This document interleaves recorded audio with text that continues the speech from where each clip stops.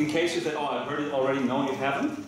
So please stay focused. And after that, Miroslav, Sonia, and Mirjana will, so you know you will do the next one, so already be on alert. So, but now the 10 minutes for Lara, please go ahead. 10 minutes for Adventist Health.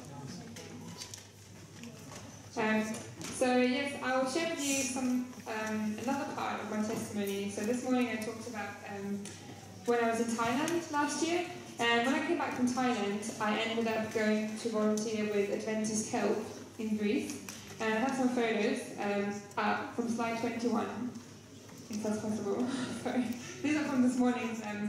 So that was in Thailand. So you might have heard me talking about me in the orphanage. So Adventist Health, if you don't know, they provide emergency medical relief for refugees, and here I am in front of their bus in Greece, where they were caring for the refugees in an Afghan refugee camp, kind of 1 hour outside of Athens. And so when I was there, I was a midwife for the clinic, but I was also involved in other maternal health projects, general female health and reproductive health and all those kind of things. Next slide.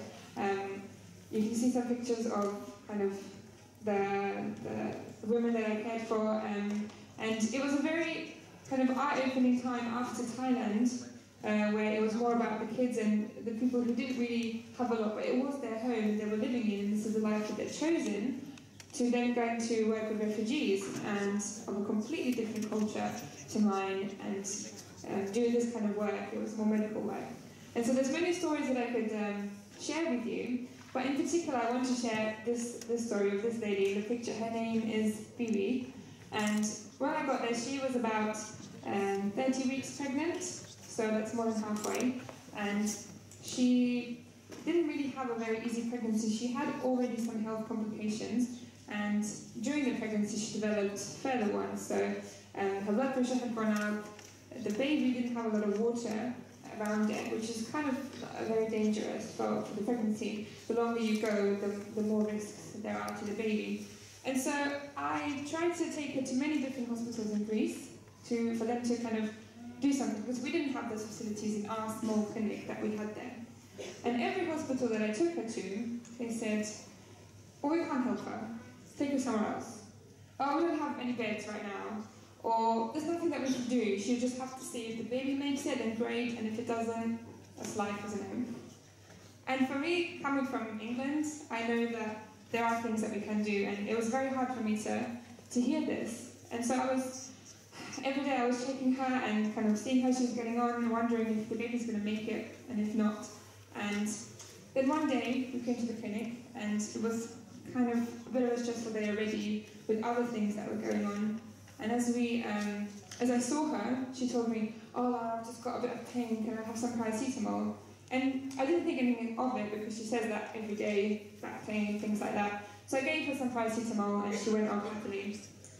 And then a couple of hours later, I saw her standing against the wall, kind of breathing really heavily.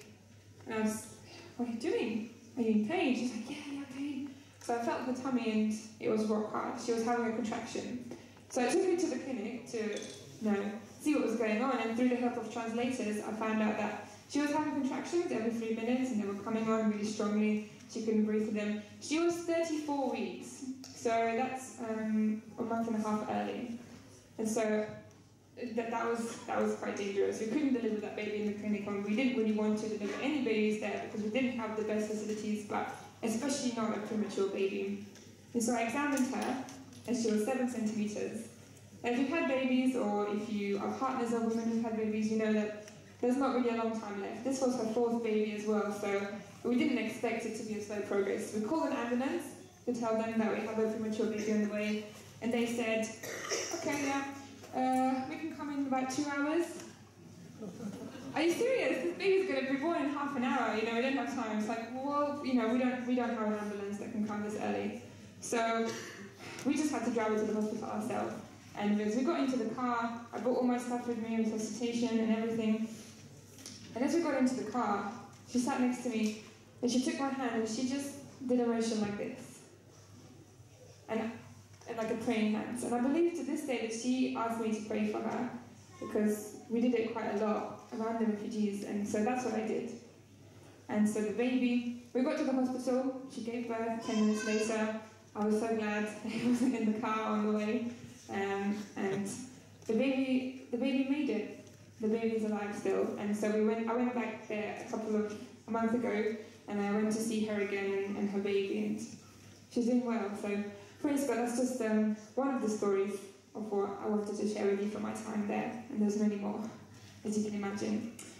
So something that kind of relates to media and my project is, while I was in Greece, or while I was in Thailand, I didn't really have access to media. It's a picture of me and another child in Thailand. I didn't really have access to media so much then, and so when I went to Greece, we had access to Wi-Fi, and I started sharing stories and experiences that I had there.